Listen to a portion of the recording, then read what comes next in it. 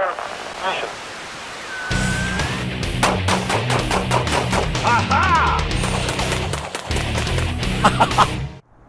Hi, this is Joel Persinger. I'm the Gun Guy. Thank you very much for watching my channel and supporting GunGuyTV the way you do. Please check out the GunGuyTV audio podcast. It comes out on the 5th and the 20th each month, and it is available on iTunes, which is now becoming Apple Podcasts, and Spotify, and a bunch of other places. You can check it out. There is a link in the description. Also, if you don't know this, I'll let you know that we're not prisoners of YouTube anymore. You can find us on all of these alternative locations. So if you want to subscribe to one of those in case something happens to us on YouTube, you'll always know where we are. All right, now to what I was talking about today is this little Springer air rifle. There's a reason I've got this out today in the backyard, and I've set up a target on the other side over, by the door to my garage. I did a video some time back when I talked about having a battery of guns, having practical guns that you would use to defend yourself and your family, but at the same time having guns you would use to hunt and be able to gather some food for your family in that way. The one type of rifle I didn't have that I said I would like to have, was on my list to acquire, was an air rifle. Well, I've got a buddy who lives in Michigan who came out to visit, and while he was here at the house, he handed me this in a case. He said, "Here." I said, "What's this?" He said, "I saw your video. You said you didn't have an air rifle. Well, now you do." And he gave me this little Springer air rifle. Now, I've fired it a lot, and I got to tell you, it's really accurate. I like it a lot. This is an older gun. It's a Mendoza, which was made by Crosman. It's a model RM22, and it is 22 caliber.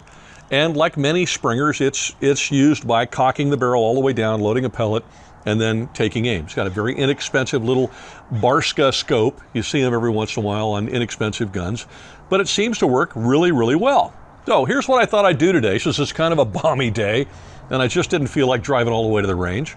I've set up a target. I think from here to my garage is about 20, it's 20 some odd yards, 27, something like that. Under 30, but not much, I think. I set the target up out there. I was a little concerned about penetration, so I set it up with a bunch of cardboard. Well, I'll tell you what, let's go over there and I'll show you what I did. So what I've done is I put up a target on the other end of my yard. We got, a decent sized lot, so I've got it on the other end. It's about 30 yards away, 27 yards, something like that, from where I've got the gun set up. And I put it up against my garage. You can see there's a window over here. I didn't want to kind of impact that, so I wanted to get it over here. Obviously, I hope I'm not that crazy a shot. But in order to protect everything, I wasn't sure about the penetration on this little Crosman Mendoza Springer. So I put 10 layers of cardboard up, and then behind that is a piece of concrete, like a slip sheet, concrete board, figuring that would stop it all. I fired one shot just to see where it was hitting. It hit here, and I also wanted to check the penetration. And I can't show it to you, but if I reach back there, I can feel where it did penetrate all the way through the cardboard and stop in the last piece of cardboard. So that's pretty good penetration through 10 pieces of cardboard taped together really tight. I'm really grateful it didn't, get any farther than that, but I'm kind of grateful for the concrete behind it. I don't want to damage my door. So if you're putting together something like this, depending on the power of the gun that you're shooting, you want to make sure your target is deep enough, you're not damaging things behind it, that you got a really good backstop. So here's my target, my backstop. My first shot was right here. I'm going to see what kind of pattern I get. Now, I've moved things around a little bit to get cameras set up, so I don't know that I'll be able to. I'm going to try to keep the point of aim the same way, and we'll see where they get. I got a great big lens focusing on this target, so you should be able to see it when I shoot, and we'll just fire 3 or 4 or 5 rounds and see what kind of group we get, and then I'll work on moving it over to get it closer to the bullseye. If I can do that, it might be a great little gun for small game, rabbits, squirrels, small birds, doves, and that kind of stuff. So that's kind of what I'm hoping for. So I'll see you back over at the shooting bench, and we'll go from there. Okay, it's time for the moment of truth. Get it out of there and cock it, first of all. And we will put one pellet in there.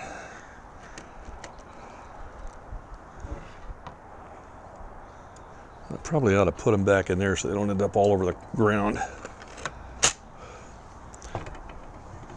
All right, now this table's not the strongest thing in the world, so it's a little rickety. I'm going to try to keep my point of aim the same, and we'll see where she lands. See if tilt the table forward a little bit. Here we go.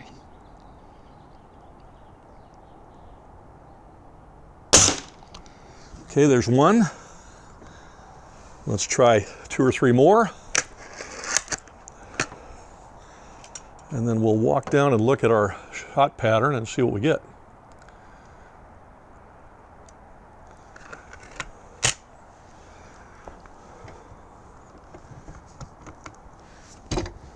Okay, same thing.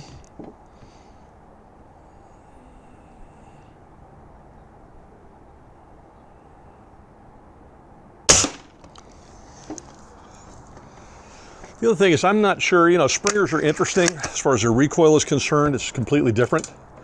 And I'm not that used to it, so I could be holding it a little too tightly. I'm not sure how this bench rest is going to affect it.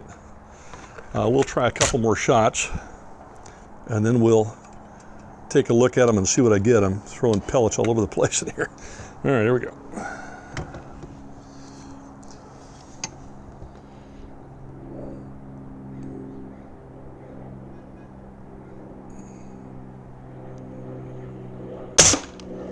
Now I can see already that my shots are going low, but it looks like I got a decent little grip. Let me do one more. And then once I know I've got a pattern, I'll adjust the optic. We'll stick a new target up there, and we'll see what kind of a pattern we can get and if we can hit the bullseye exactly. All right, last one, and then we'll see how she looks.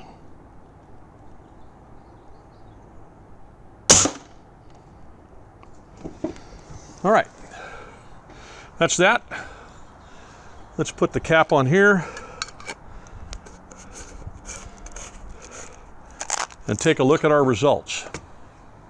That's not bad at all. Okay, so those are pretty cool, right where they need to be. That's less than an inch. That's pretty nice. Okay, it took a little time because I was playing around, quite frankly, because I really like the little rifle, but I got it pretty well dialed in, I think. So let's take a 5-shot group and see how it does. By the way, I did pace it off, and it's 26 paces, so it's probably right at about 25 yards is what it is, which is, you know, not bad for a little Springer. Now, I will tell you something, I'll show you at the end. This thing hits with significant authority, more than I thought it did, honestly. I'll show you what I mean when we get done shooting, but let me put 5 rounds into that target, which you can see downrange, and we'll see how we do.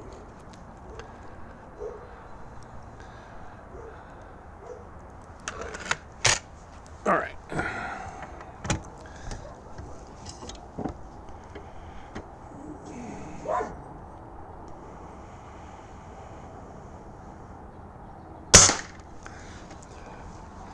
There's one. Don't mind the dogs. They do bark periodically, and that's okay. I think that was Gizmo barking there. Yeah, that's Giz.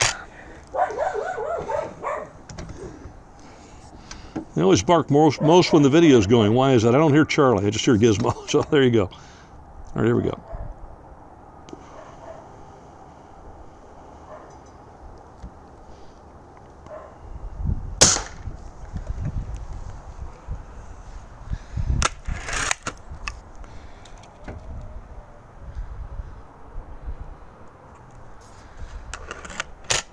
All right, here's number 3.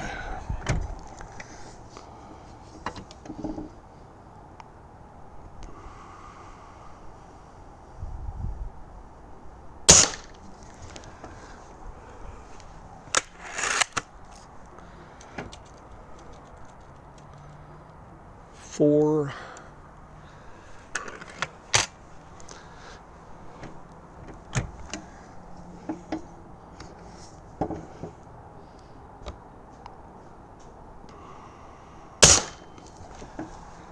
And let's try 5. Now I got it squared away with windage. I didn't fiddle with the elevation too much, although it was shooting a little low before, so I'll see where we are now when I get down there. It may be closer than it was, and I'll work on the elevation later, but windage should be dead on. Here we go.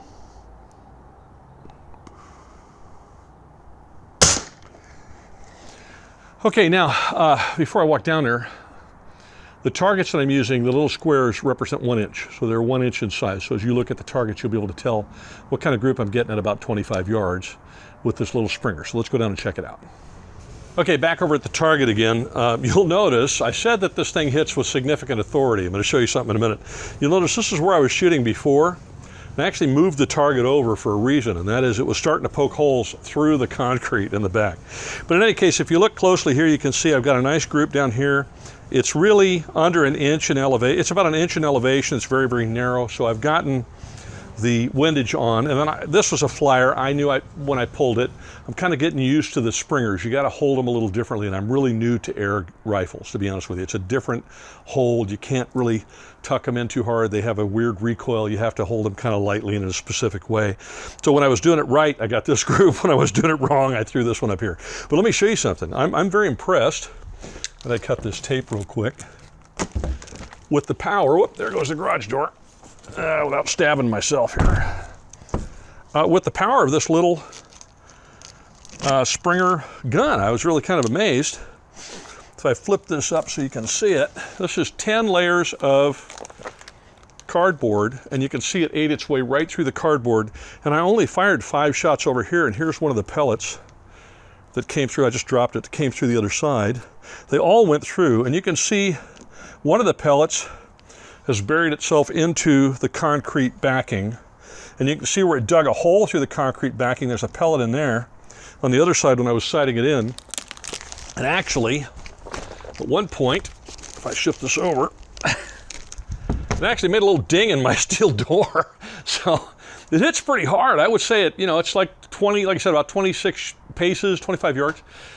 It hits way hard enough to take a small bird or a small animal like a rabbit or whatever, particularly at that distance, and seems to be mighty accurate. So you've got basically a 1-inch group, or smaller if you're a really better shot with these than I am. You got a 1-inch group at 25 yards. Gee, I would think that anything within 25 yards is going in the pot.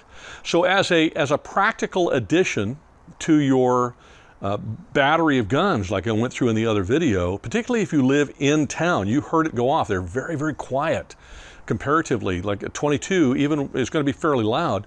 That has the same, I think, the same power to take game at this distance without the noise. So I urge you to check them out. Now, this is the first one I've ever had. I've seen good about them, bad about them, whatever, but this one shoots brilliantly. I'm very grateful to Henry for giving it to me. Thank you, Henry, if you happen to be watching the video here.